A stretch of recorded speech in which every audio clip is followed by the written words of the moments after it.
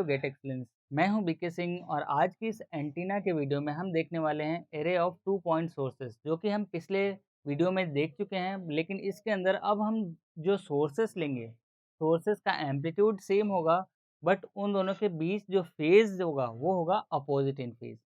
तो पिछली वीडियो में हमने देखा था कि एम्पलीट्यूड भी सेम था और फेज भी सेम था, तो उसका रेडिएशन पैटर्न हमने देखा था बाई डायरेक्शनल आ रहा था, और उस बाई डायरेक्शनल में एक पर्टिकुलर एंगल यानी 90 डिग्री पे और 270 डिग्री पे रेडिएशन इंटेंसिटी मैक्सिमम आ रही थी। तो इस केस में देखते हैं कि हमारे पास जो रेडिएशन इंटेंसिटी का कैलकुलेशन है वो कैसे होता है, और रेडिएशन इंटेंसिटी मैक्सिमम किस डायरेक्शन में आ रही है अगर हम अपोजिट फेज रखते हैं तो चलिए हम इसी के अंदर 2 पॉइंट सोर्सेस लेंगे। 2 पॉइंट सोर्सेस में जो सोर्सेस हैं हमारे पास वो as it is isotropic source ले रहे हैं। तो आइसोट्रोपिक सोर्स जिनके बीच का डिस्टेंस डी है, तो इस केस में हम क्या करेंगे कि जो पहले वाला केस लिया था कि 2 एंटीना लिए थे जिसके अंदर हमारे पास मैग्नीट्यूड सेम था, तो इसके अंदर भी हम जो एम्पलीट्यूड ले रहे हैं that is equal in amplitude and opposite in phase. Considering कि हमारे पास जो एंटीना लिया है उसका जो पोलराइजेशन है वो सेम है। तो चलिए उसके लिए हम सबसे पहले हमने जो पाथ डिफरेंस और फेज डिफरेंस कैलकुलेट किया था उसका कैलकुलेशन सेम होगा। तो इसके अंदर मैं 2 पॉइंट सोर्स ले लेता हूँ। 2 पॉइंट सोर्स हमारे पास एक सपोज़ ये है और ये हमारे पास दूसरा पॉइंट सोर्स ये है। ये आइसोट्रोपिक पॉइंट सोर्सेस है जिनके बीच की डिस्टेंस हमारे पास डी है। और अगर हम इसको एक्सेस से माने तो एक्सेस से सेपरेटेड एट पॉजिटिव डायरेक्शन में हमारे पास E2 है और हमारे पास ये E1 है। ये पॉइंट सोर्स 1 है और ये पॉइंट सोर्स 2 है। तो field intensity at particular point P जो लॉन्ग डिस्टेंस पे सिचुएटेड है, तो यहाँ पे जो फील्ड पैटर्न जनरेट हो रहा है due to source 1 is E1, और यहाँ पे जो पैटर्न जनरेट हो रहा है due to source 2 is E2, और ये हमारा नेगेटिव डायरेक्शन में है। अब देखिए हमने लिया है अपोजिट फेज, यानी एम्पलीट्यूड क्या है हमारे पास, एम्पलीट्यूड हमारे पास इक्वल है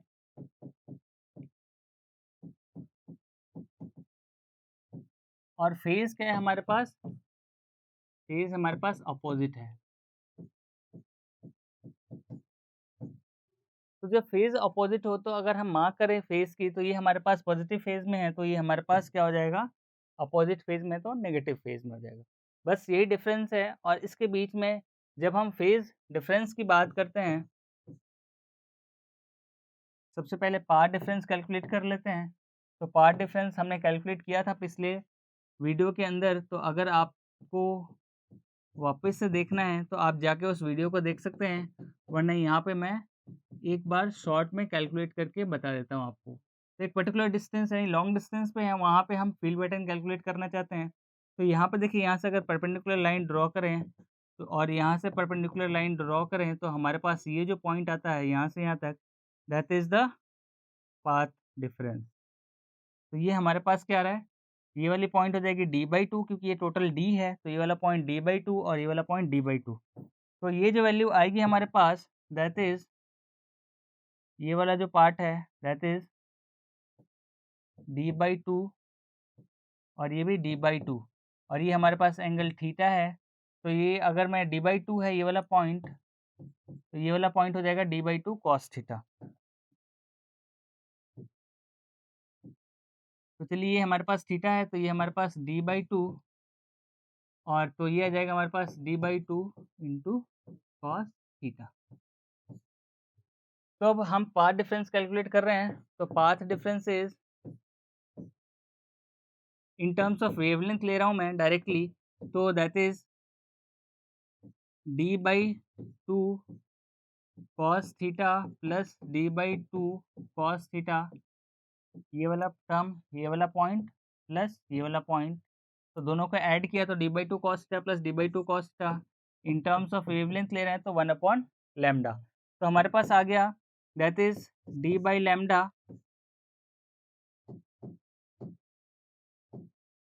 ये हमारे पास आ रहा है d/2 d हो जाएगा, तो d/लैम्डा, इधर से लैम्डा आ जाएगा और cos theta as it is.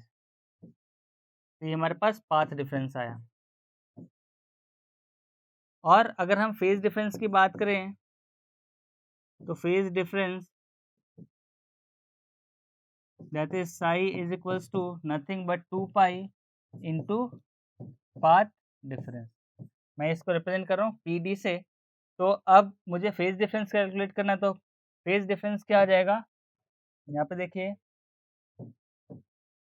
Phase difference equals to 2 pi into path difference is given by d by lambda into cos theta. तो ये हमारे पास फॉर्मूला आ गया। अब इसके अंदर हम ऐसे लिख सकते हैं इसको, psi equals to beta d into cos theta, जहाँ पे बीटा की वैल्यू क्या है हमारे पास, beta is 2 pi by lambda, यहाँ रख दिया हमने 2 pi by lambda, that is equals to phase angle.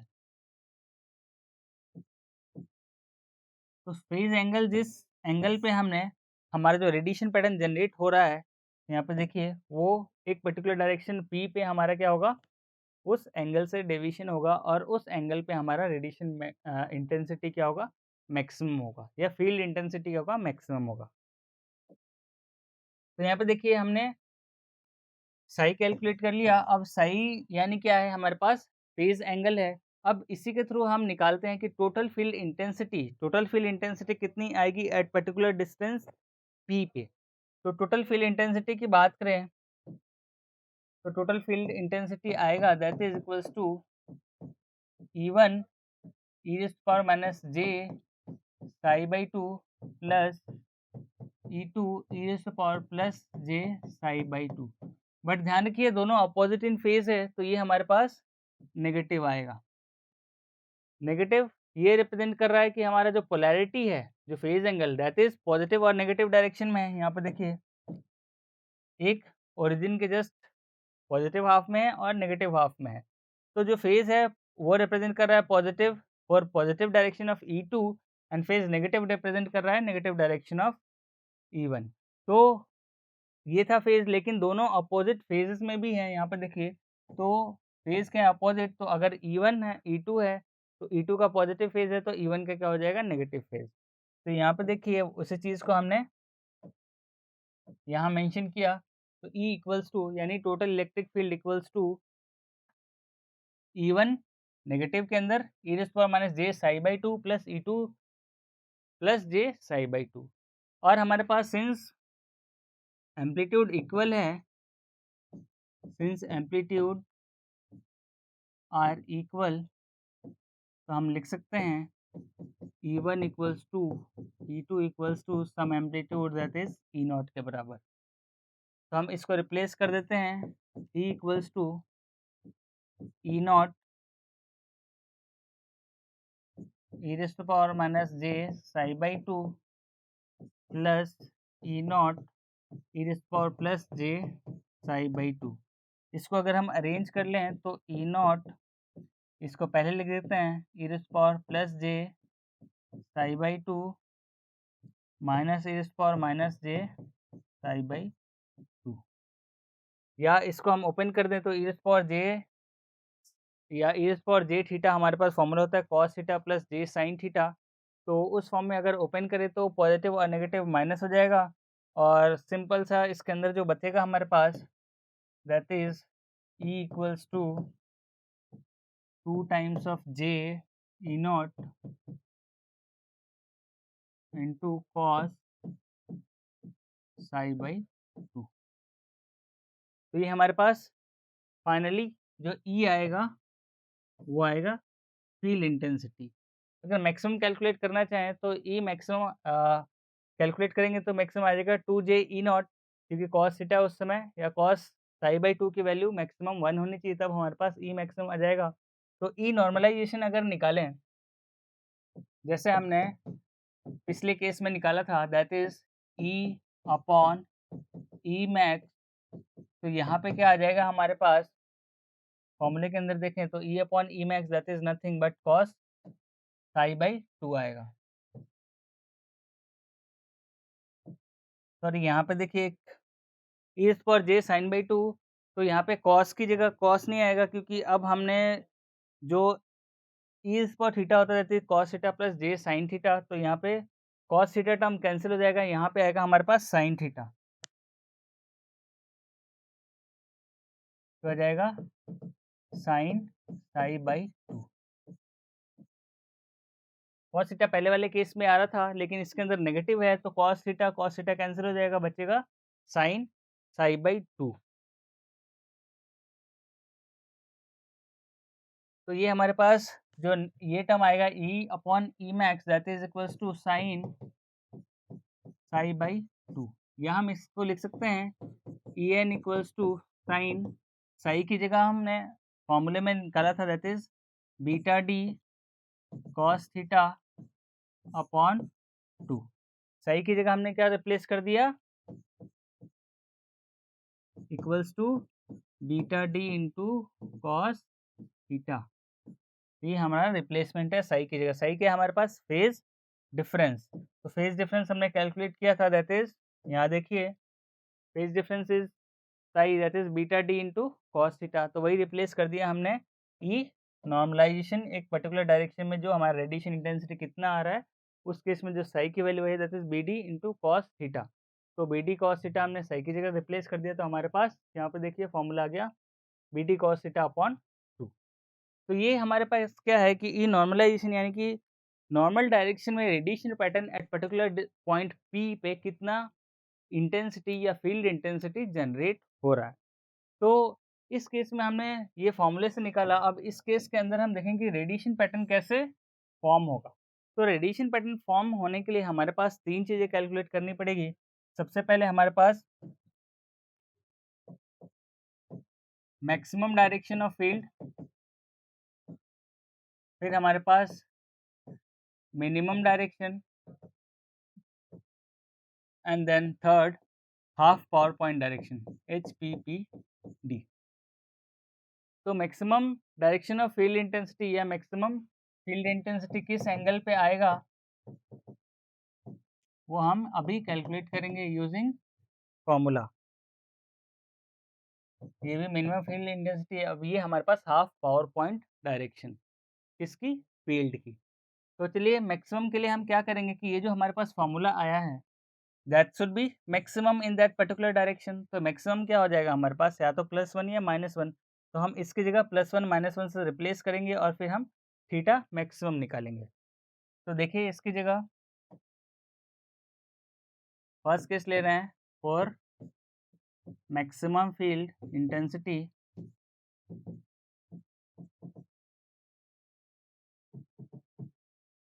तो हमारे पास क्या आएगा मैक्सिमम फील्ड इंटेंसिटी के लिए, जो हमारे पास साइन थीटा है that is sign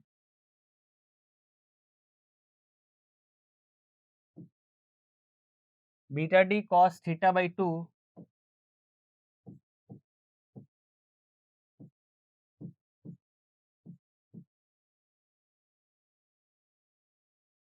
sign beta d cos theta by 2 equals to +-1। But ध्यान दीजिए यहाँ पे बीटा की वैल्यू हमारे पास पता है, बीटा की वैल्यू क्या आ जाती है 2 पाई बाई लैम्डा, और डी हमारे पास पता है डी लैम्डा बाई 2 यानी वेवलेंथ बाई 2 यानी हाफ वेवलेंथ। तो अगर बीटा इंटू डी मल्टीप्लाई कर दें तो बीटा इंटू डी की वैल्यू आ जाएगी 2 pi by lambda into lambda by 2। तो ये कैंसिल करेंगे, 2 कैंसिल हो जाएगा, तो ये हमारे पास आ जाएगा दैट इज इक्वल्स टू पाई। तो यहाँ हम रिप्लेस कर सकते हैं यहाँ पे पाई, तो साइन लिख सकते हैं, यहाँ पे लिखिए sine pi by 2 cos theta लिख सकते हैं, sine pi by 2 into cos theta. Maximum के लिए ले रहे हैं तो यहाँ पे लिख सकते हैं मैक्स इक्वल्स टू +-1। तो ये चीज़ हम लिख सकते हैं। अब हमें थीटा मैक्सिमम निकालना है फॉर मैक्सिमम रेडिएशन इंटेंसिटी। तो उसके लिए साइन 1 कब होता है, हमें पता है साइन 1 90 डिग्री पे होता है। तो इसको हम जनरलाइज फॉर्म में लिखें अगर, तो हम लिख सकते हैं pi by 2 cos theta max equals to 2n + 1 into pi by 2। ये प्लस माइनस में लिख सकते हैं। हम कैलकुलेट कर रहे हैं फॉर n इक्वल्स टू 0 के लिए, ताकि हमें फील्ड पैटर्न पता चल जाए कि एग्जैक्टली फील्ड पैटर्न जनरेट कैसे हो रहा है। तो फॉर n इक्वल्स टू 0 हम लिख सकते हैं pi by 2 into cos theta maximum equals to +-पाई बाई 2। क्योंकि n 0 रख दिया तो ये 0 हो जाएगा और ये हमारे पास π/2 आ गया। तो π/2 cancel, theta maximum equals to cos inverse of plus minus 1। तो cos inverse of plus minus 1 कितना होता है, ये हम एक स्टेप और कर लेते हैं। Cos theta max equals to plus minus 1, और या फिर लिख सकते हैं theta maximum equals to cos plus 1 और माइनस 1 कब होता है, तो हमें पता है कॉस 0 0 पे होता है और 180 डिग्री पे माइनस होता है, तो 0 डिग्री एंड 180 डिग्री। तो ये हमारे पास क्या है, फील्ड इंटेंसिटी मैक्सिमम कब होगा, when theta equals to 0 degree and 180 degree. तो ये हमारे पास मैक्सिमम फील्ड इंटेंसिटी हम 180 डिग्री और 0 डिग्री पे निकालेंगे। तो चलिए इसको मैं बाद में प्लॉट करूँगा, सबसे पहले मिनिमम भी कैलकुलेट कर लेते हैं और फिर इन दोनों को साथ में प्लॉट करेंगे। तो फॉर मिनिमम सेकंड पॉइंट है,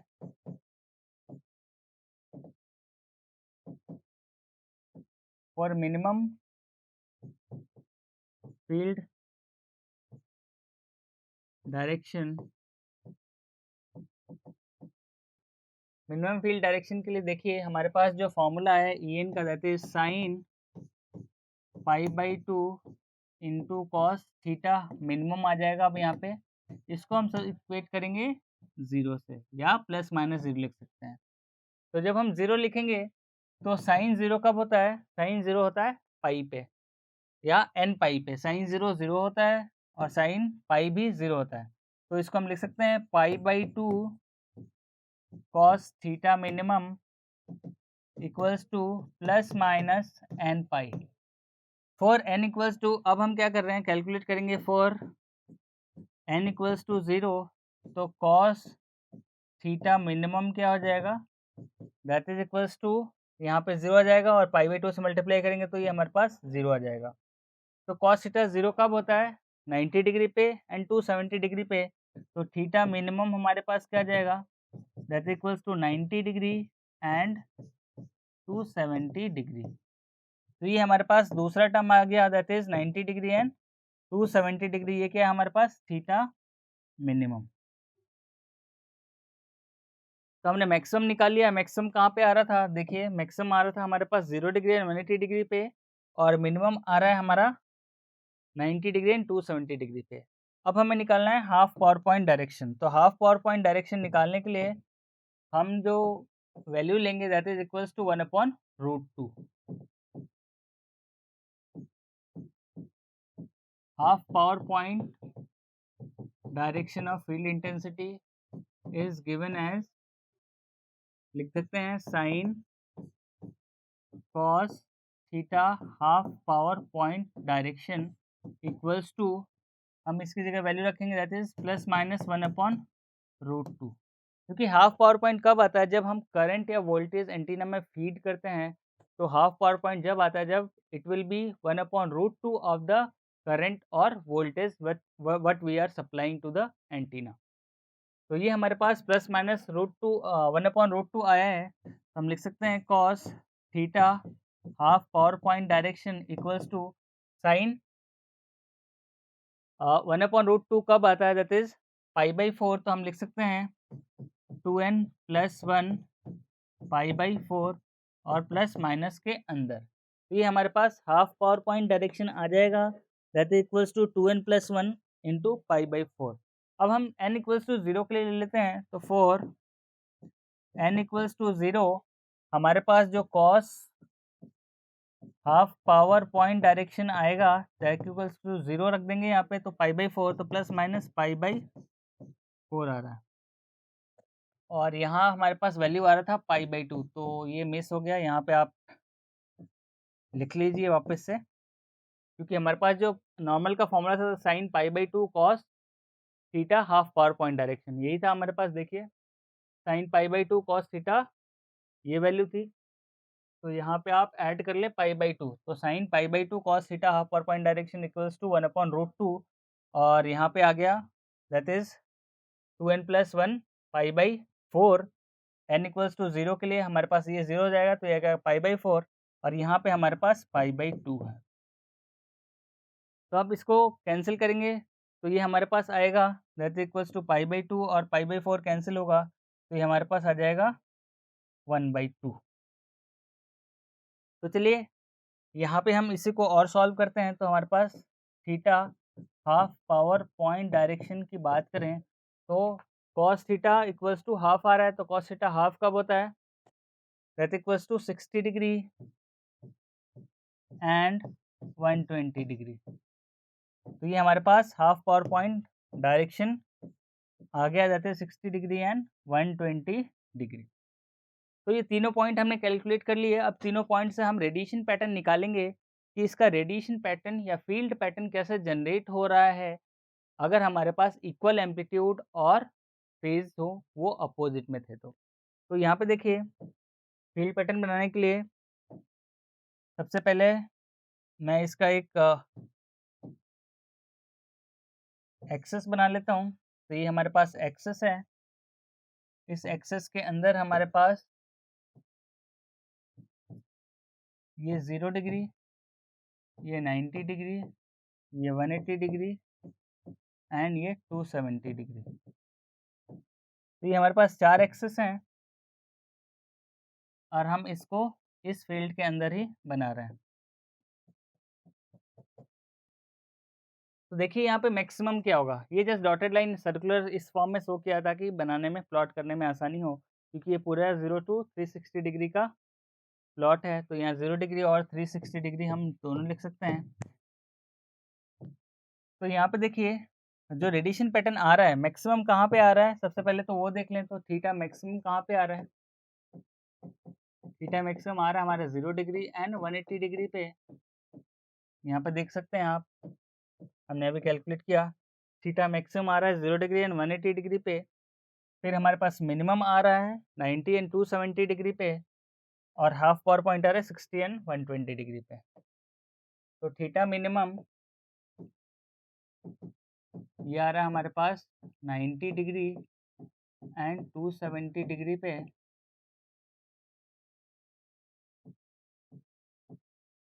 और theta half power point direction आ रहा है हमारे पास that equals to 60 degree and 120 degree. तो चलिए मैं इसको बनाता हूँ यहाँ पे। तो देखिए थीटा मैक्सिमम का आ रहा है 0 एंड 180 डिग्री। तो 0 डिग्री हमारे पास ये है, तो यहाँ पे मैक्सिमम आएगा और 180 डिग्री यहाँ है, तो यहाँ पे मैक्सिमम आएगा। तो ये दो मैक्सिमम पॉइंट आ गए। तो मैक्सिमम पॉइंट हमारे पास यानी रेडिएशन इंटेंसिटी इस डायरेक्शन में मैक्सिमम होगी। और मिनिमम कहाँ है, मिनिमम देखिए 90 डिग्री एंड 270 डिग्री। तो 90 डिग्री पे तो मिनिमम होगा और 270 पे भी मिनिमम होगा। तो मिनिमम टू मैक्सिमम इस टाइप से बनता है। सिमिलरली इस डायरेक्शन में भी मिनिमम टू मैक्सिमम इस डायरेक्शन में बनता है। तो ये हमारा रेडिएशन पैटर्न हो गया मिनिमम और मैक्सिमम से। तो आप लोगों ने एक चीज़ नोटिस किया होगा कि जब हमारे पास सेम फेज था और सेम मैग्नीट्यूड था तो रेडिएशन पैटर्न हमारा इस टाइप से बन रहा था, यानी अलोंग 90 डिग्री। जब हमने फेज अपोजिट कर दिया तो इसका जो रेडिएशन इंटेंसिटी है वो अलोंग जीरो एक्सिस यानी हॉरिजॉन्टल एक्सिस बन रहा है। तो फेज का बहुत डिफरेंस होता है कि अगर आप एंटीना को सेम डायरेक्शन में रख के अगर आप फेज अलग अलग देते हैं यानी अपोजिट फेज देते हैं तो उसका रेडिएशन इंटेंसिटी का प्लेन चेंज हो जाता है। यानी कि हमारा अगर मैं ये वाई एक्सिस में बात करूँ तो अब ये एक्स एक्सिस के डायरेक्शन में हमारा प्लेन चेंज हो चुका है। तो ये बहुत ही इम्पोर्टेंट डिफरेंस है। उसके साथ-साथ अगर आप बीम विड्थ की बात करें, तो यहाँ पे देखिए 60 डिग्री एंड 120 डिग्री आ रहा है। तो अगर मैं 60 डिग्री प्लॉट करूँ तो समवेयर यहाँ आएगा, 60 डिग्री समवेयर यहाँ आएगा और 120 डिग्री समवेयर यहाँ आएगा। सिमिलरली इस डायरेक्शन में प्लॉट करें तो इधर कहीं आएगा और यहाँ पे इधर आएगा। तो अब अगर हम बीम विड्थ कैलकुलेट करें तो बीम विड्थ क्या आएगा? तो बीम विड्थ यहाँ पे देखिए जहाँ पे ये पॉइंट कट करेगा, ये एक्चुअली एग्जैक्ट अगर बनाएँगे तो ये और ये पॉइंट दोनों सेम कट करेंगे। तो यहाँ पे मैं एक बार वापस से बना देता हूँ।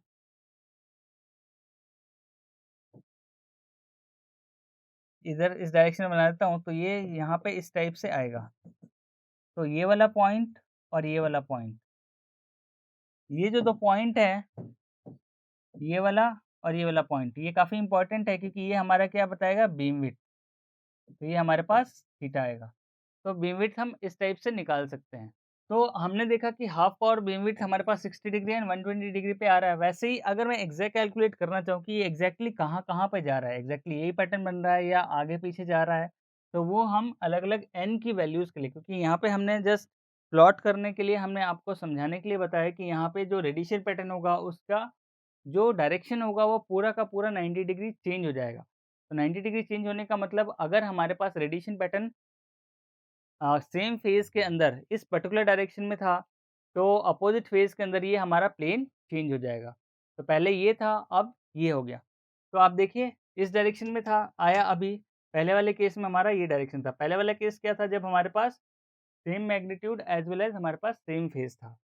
तो ये डिफ़रेंस है इन दोनों के अंदर कि अगर हम फेज़ एंटीना के अंदर अलग-अलग देते हैं, तो हमारा जो bidirectional characteristics of the array है, वो भी चेंज हो जाता है। और अगर हम अलग-अलग मैग्नीट्यूड का देते हैं, तो अलग-अलग मैग्नीट्यूड में क्या होगा कि रेडिएशन इंटेंसिटी एक पर्टिकुलर डायरेक्शन में मैक्सिमम होगी as compare to other direction. तो उसके लिए डायरेक्शनल एंटीना के लिए हम उसको यूज़ में लेते हैं। तो होपफुली आप लोग को पैटर्न कैसे जनरेट करते हैं, हाफ पावर पॉइंट कैसे निकालते हैं, मैक्सिमम पॉइंट या मैक्सिमम फेज़ एंगल कैसे निकालते हैं, उसके बाद मिनिमम कैसे निकालते हैं और इनका प्लॉट कैसे करते हैं और किस डायरेक्शन में हम बता सकते हैं कि किस डायरेक्शन में हमारी radiation intensity of particular arranged antenna किस डायरेक्शन में मैक्सिमम है। यानी 0 डिग्री, 90 डिग्री, 180 डिग्री या 270 डिग्री या फिर एक पर्टिकुलर डायरेक्शन में आप जिस पर्टिकुलर डायरेक्शन में रेडिएशन को ट्रांसमिट करना चाहते हैं। तो उससे हमें इससे ये क्या पता चलता है कि इससे कि ये पता चला कि हम किस डायरेक्शन में एंटीना को रखें या किस डायरेक्शन में अगर हमने एक एंटीना डिज़ाइन किया है, तो किस डायरेक्शन में हमारी रेडिएशन इंटेंसिटी मैक्सिमम ट्रांसमिट कर रही है या उस डायरेक्शन से मैक्सिमम इलेक्ट्रोमैग्नेटिक फील्ड या इलेक्ट्रोमैग्नेटिक फील्ड को रिसीव कर रही है। तो ये बहुत ही इम्पोर्टेंट कांसेप्ट है ताकि हमारा जो रेडिएशन का जो पूरा का पूरा कांसेप्ट होता है वो इसी पे बेस्ड होता है। जिस डायरेक्शन में रेडिएशन इंटेंसिटी मैक्सिमम होगी उस डायरेक्शन में अगर हम एंटीना के माउथ को रखते हैं या अपर्चर को रखते हैं तो हमारा एंटीना बहुत ही अच्छे से वर्क करता है। अदरवाइज़ हमारा क्या होगा कि कभी आपने देखा होगा पुराने ज़माने में हम एंटीना घुमाते थे। जो टेलीविज़न एंटीना थे तो उसको हम घुमाते इसलिए थे कि ये हमारा रेडिएशन पैटर्न है। उस पैटर्न को हम उस डायरेक्शन में लेके जाते थे जिस डायरेक्शन से हमारा रेडिएशन आ रहा है। रेडिएशन का मतलब अगर टीवी की बात करूँ तो टेलीविज़न के अंदर हम एंटीना इसलिए घुमाते थे कि जहाँ पे टेलीविज़न ट्रांसमीटर लगा हुआ हो, उस डायरेक्शन में अगर हमारा एंटीना डायरेक्ट हो गया, यानी डायरेक्शनल एंटीना है तो उस डायरेक्शन से रेडिएशन इंटेंसिटी मैक्सिमम आएगी और मैक्सिमम आएगी तो हमारा सिग्नल क्लियर होगा और हम क्लियरली टेलीविज़न को देख लेते थे। तो ये तो था पहले, आजकल तो आ गए हैं पैराबोलिक रिफ्लेक्टर, उसके अंदर डायरेक्टली सैटेलाइट से लिंक होता है, लेकिन वहाँ भी आप देखिएगा, तो उसका डायरेक्शन एक पर्टिकुलर डायरेक्शन में होता है। वो डायरेक्शन क्या डिटरमाइन करता है कि रेडिएशन इंटेंसिटी किस डायरेक्शन से मैक्सिमम जा रही है या आ रही है। सिंस हम पैराबोलिक रिफ्लेक्टर में अभी जो घरों के अंदर सिर्फ रिसीवर की तरह यूज़ करते हैं, तो हमारा सिग्नल किस डायरेक्शन से रिसीव हो रहा है, उस डायरेक्शन में हम पैराबोलिक रिफ्लेक्टर को रखते हैं, ताकि हमारा जो टेलीविज़न सिग्नल हो वो एग्ज़ैक्टली मैच करे और एग्ज़ैक्ट अच्छा-सा सिग्नल आए और उससे हमारा डिस्टॉर्शंस नहीं हो। तो चलिए, होपफुली आप लोगों को ये वीडियो पसंद आया होगा और ये सारे कैलकुलेशंस आप लोगों को समझ में आ गए होंगे। अगर आप चाहते हैं कि और इस पे डेरिवेशन करें तो आप खुद से अलग-अलग फ़ेज़ेज़, अलग-अलग n की वैल्यूज़ लेके डेरिवेशन कर सकते हैं और वेल वर्स हो सकते हैं। तो चलिए, अगर आप लोगों को ये आज का ये टॉपिक समझ में आया है तो हमारे इस चैनल को सब्सक्राइब कर दीजिए और शेयर कर दीजिए। तो मिलते हैं अगले वीडियो में कुछ और टॉपिक्स के साथ, तब तक थैंक यू।